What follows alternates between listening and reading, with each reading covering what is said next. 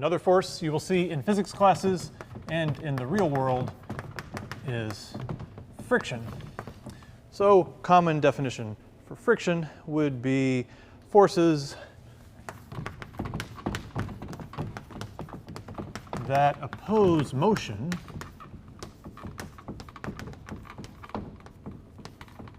between sliding surfaces. So this is a force between things in contact with each other. We're going to look at two kinds. The first is sliding friction,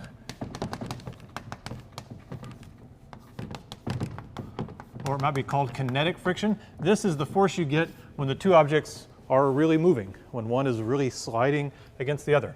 So let's imagine we have a surface and we have a big block like this sitting on the surface, and there it is, and we push it. We apply a force to it like that. And we're pushing it such that it has a constant velocity like that. Okay? And let's not just imagine it, let's do it.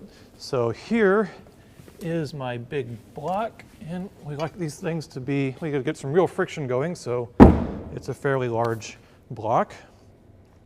And let's see, so what I say, we're gonna push it so that it has a constant velocity, right? So I'm just gonna push it with my hand, constant velocity like that. About as constant as I can make it. All right. So let's think about the forces in this case and see what does the friction force look like. So the way to do that, of course, is a free body diagram. We don't want to draw forces all over this diagram. It's got vectors for velocity and a surface. It's all confusing. We want to draw the block by itself, and it's nice to draw the forces just at the center. Right? So one force we know, because when you do a free body diagram, you got to get all of them. Right? So one force, mg, force of gravity pulling it down. We know the table applies a normal force. And since it's not accelerating in the y direction, we know that those two must be equal and opposite. Right? Those two are canceling each other out. But we have push. We know we're pushing it to the right. Like that. That's the one my hand is applying. But I'm pushing it such that it has constant velocity. Right? So this is constant. Oops. V constant as a reminder. Therefore, let's draw its acceleration vector. Well, we can't because it doesn't have any. The acceleration is 0. Right? If the velocity is constant, dv dt, the rate of change of the velocity is 0. If the acceleration of the block is 0, there must be no force. So this friction force I was telling you about must push back. We know it opposes motion. But in this case, we also know that it's equal and opposite to the pushing force. So let's see, F, we'll call it F frict for friction. So let's see, how do we get the value? Well, you might say, oh, it must equal the pushing force. Well, and actually in this case, friction is set by something else, and I adjusted my pushing force to make the velocity constant. It's really, that's more the direction. This adjusts, I'm sorry, this adjusts to match that, not the other way around in this case. Because the way you get the friction force is that F friction is mu k times the normal force. Oh no, I wrote that the friction force vector is equal to the normal force vector. And of course, I'm really just telling you about the magnitudes here. The vectors can't be equal because the normal force and the friction force are in different directions. So I simply forgot to put on the magnitude bars. That's better. Where mu k, I have to be careful writing my mu's, is the coefficient of sliding friction. Or sometimes called kinetic friction. That's why it's a K. It's for things that are moving. So it's a coefficient. You can see it's unitless, right? Because this is a force and this is a force. Those are both in newtons. So it's just a unitless number. And at a sort of an approximate level, the force of friction is just some fraction of the normal force. The number depends on how smooth things are, right? If it's like this thing sitting on ice and it slides really easily, then mu k is really small. If mu k is really small, then the friction force is very small. If the friction force is very small, then I don't have to push very hard to accelerate it. Right? So really there is a little bit of time that there's an acceleration. To push this at a constant velocity, I briefly have to overcome the friction force to get it going. Then it accelerates from 0 velocity to some velocity. But then once I'm at that velocity I want, then I pull my force back. And at that point, I'm just balancing the friction force. So here I'm overcoming friction, I sped it up, and now I'm going at my constant velocity. And I'm just matching friction. And it's hard to do it exactly perfect because it's just really heavy. Right? Okay, and values of mu k, it actually depends. It depends, so if low values can be 0.1, 0.01, really small. If you're on something smooth like ice, it can be very high, up to 1. It can be over 1, in fact, for some cases. You know, geckos can crawl up a wall, right? It can be very high. A typical value, if you just have to guess a value, 0.5. Okay? That's always a good guess. If it's really low or really big, guess 0.5. So that is pretty much what you would expect from friction, okay? But that's a case where we do have sliding surfaces. So that's why I did that case first. There's another way to look at it that is a little bit different, and that is static friction. Let's see, let's come back to our block here. So, block sitting here, mg is pulling it down, normal force is pushing it up. And I said, oh, I gotta push and I gotta overcome the friction force to get it started moving, right? Well, right now I'm pushing and I'm not overcoming the friction force. And it's not moving. We have no acceleration. The net force is 0. I can push a little harder and it's still not moving. Okay, I can push a little softer and it doesn't move either. I can not push. Push really hard and it's still not moving. So there is another way to describe it, even when it's still. There must be a friction force when it's still, right? So let me draw it again. Here's the surface. Here's the block. No velocity, no acceleration. We're pushing, push. That's the situation. Well, let's do the free body diagram. Always do a free body diagram. Here's the block. Here's the center. mg is down. That's always true. Normal force is up. That's why it's not falling. We're applying F push, but still, the acceleration is 0, even though it's not moving. That means still, there must be a friction force, even though it's not moving. When you push, the friction force pushes back. Okay? Fine. But wait a minute. I pushed with different amounts of force, and it's still pushed back. So this is a case, kind of like a normal force, where the friction force changes. It always pushes back just enough to cancel, or it always it opposes the push force just enough to where they always balance. If I push really soft, there's push force, and then there's the friction force. If I push really hard, there's the push force, there's the friction force. So it's like there's a variable amount. So let's say what it is then. The way to write it is the force of friction is less than or equal to mu s for mu static times the normal force. Okay, and where mu static is the coefficient of static friction, mu s. Mu s is the coefficient of static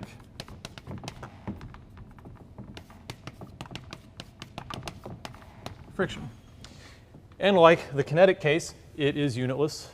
Like the kinetic case, it's really low when you have something really slick, like ice. It's really high when you have something like a cinder block on wood. And also, like the kinetic, it's simply a coefficient that modifies the normal force and to get the friction force. But what's different is, it's not a constant force. It depends on how hard you push. And what this is telling you, this less than or equal to, means it can be 0, or it can be a small value, or a bigger value, or a bigger value. But if I reach the value, if I push as hard as the value mu s times the normal force, which is usually mu s times the normal force, then it can't go any higher, and that's when it starts moving, right? So here, push, push, push, and there I reach mu s times the normal force, right? So that's the difference in the two situations. And one interesting aspect is for a lot of surfaces, you might ask, well, what are the numbers? Are they the same or what? So it turns out this number is usually bigger than this number. Sometimes it's twice as big. So what happens is you push, you push, you push, and as soon as you overcome the static friction, suddenly you have a large force. I mean, large, you have a greater than zero force, and then to keep a constant velocity, you have to slow down. You have to pull back. Because as soon as you overcome friction, suddenly the friction force recedes, becomes smaller, and you really accelerate. So often that's why you kind of over-accelerate when you push something. You push, and as soon as you overcome it, you can almost feel it, that the friction resistance goes way down as soon as you push it. And that's why it takes you a second to get it at constant velocity. You'll be doing friction forces in a lot of other interesting cases. One thing to think about is on an incline. How does this change on an incline? It changes on an incline. I mean, this is still correct. It's the normal force. Inclines are the reason we said it's mu times the normal force and not mu just times the weight or times gravity, right? You could say, why don't we just put mg there?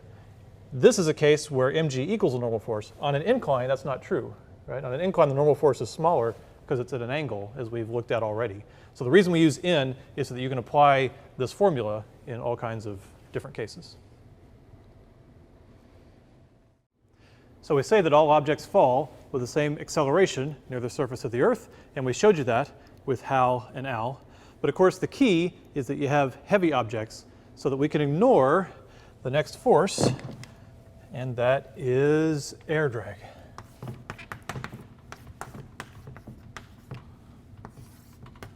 Okay, so we could call this a resistive force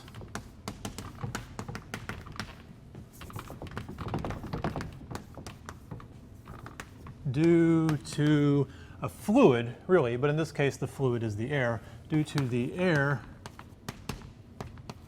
and I'll just call it big R, is one notation. So it's just a vector force, but we'll call it big R. So let's look at it. So what's happening then as an object falls, like one of these spheres, is of course mg is the force pulling it down, and it feels a resistive force R due to the air going around the ball. And for Hal and Al, this was so small it made essentially no difference. But if you get into lighter objects, it can make a difference. So let's see how to calculate it. So the magnitude of the resistive force is 1/2 d rho a v squared. So let's go through what all those are. D is the drag coefficient. It's just a number that kind of depends on the geometry, right? So in this case, and it also depends on how fast you're going and the atmospheric conditions and whether it's laminar or turbulent and all this stuff. But under these typical drop conditions we're doing, it's about 1/2. So we put in a number of about 1/2. Rho is the density of air, which is rather low, right? A is the cross-sectional area.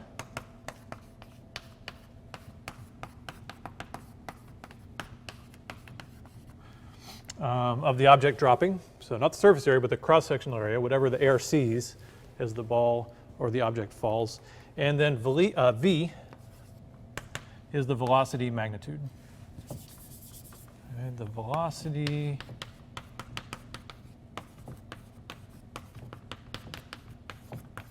magnitude, or the speed, and it's squared.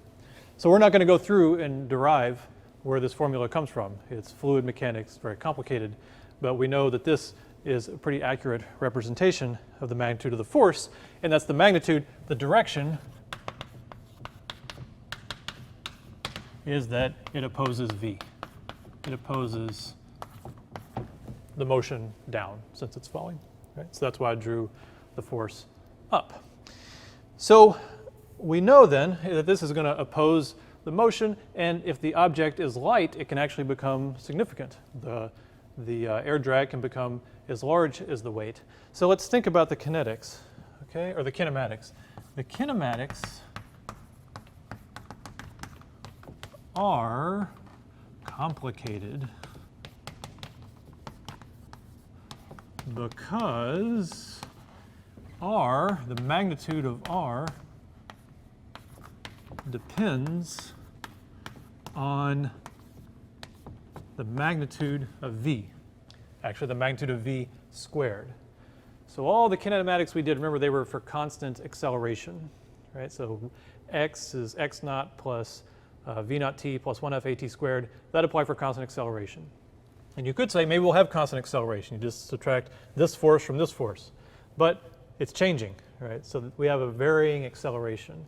And it's not just varying, it's some simple way that we could plug in, it's varying with v squared. So basically it leads to a complicated differential equation that is well beyond this course. So we can't really solve the kinetics, the detailed motion, but we can find the terminal velocity.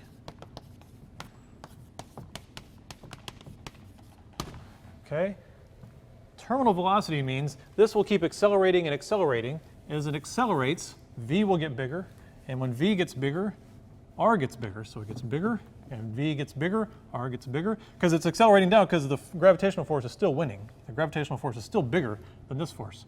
But the faster it goes, the bigger this force gets, and eventually it would reach the point where this is the same size as this.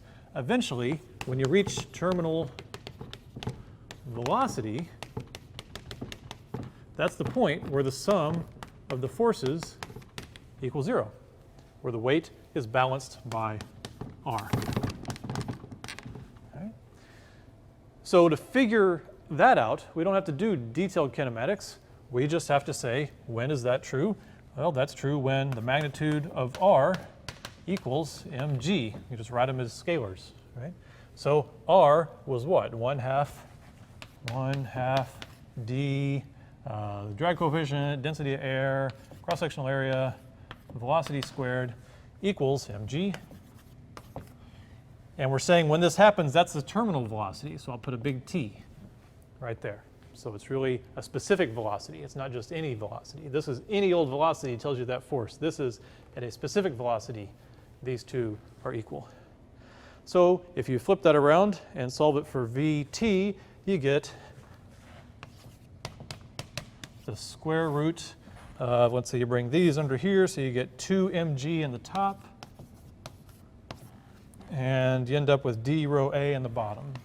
D rho a in the bottom, and take the square root to get Vt, and that gives you the terminal velocity if you combine all those parameters.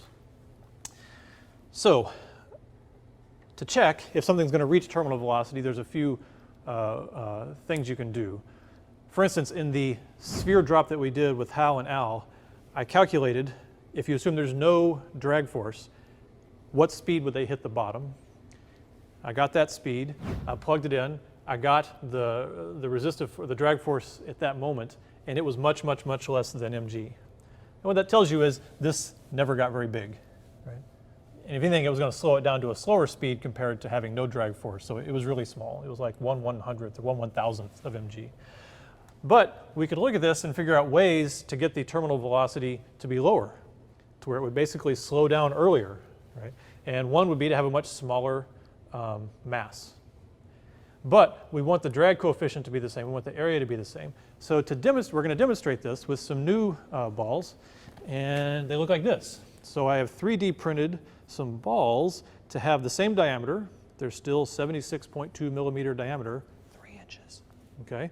But what I can do is now the balls all have the exact same way they present themselves to the air. They have the same cross section. They're made out of the same material, but I can print them at different densities. Right? So one of them is completely empty. It's hollow. And one of them is solid ABS plastic. It's like a solid Lego. So we have everything in between. So we can have two balls with different masses, but that look the same in terms of air drag. So now let's see if we can find a place to drop those and see if we see a difference in their terminal velocity. Where should we go? Let's go find a place. This looks pretty good. Here we are at Lovett Hall above the Sally Port Arch at Rice, and it looks like a great place to drop our plastic spheres and look at the effects of air drag. So I have two here. This one was printed at an 8% infill, and it weighs about 35 grams. And this one was printed at 75% infill, weighs about 130 grams. So let's look at how they fall. I'm going to drop them down, and here we go.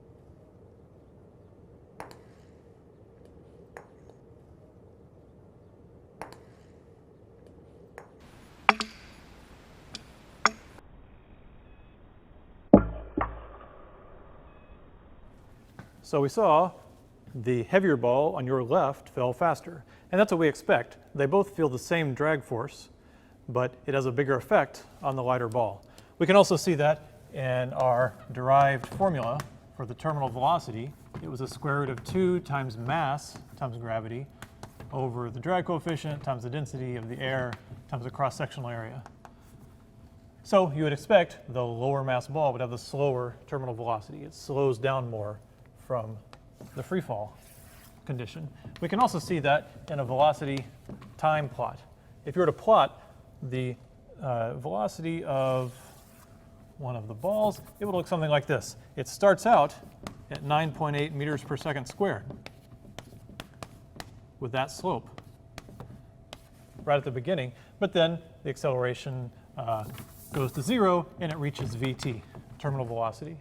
If you plotted this for the heavier ball, it would look something like this. Also start at 9.8 meters per second squared, but then it would end at a higher terminal velocity for the heavier ball. And I've actually calculated them just using this formula.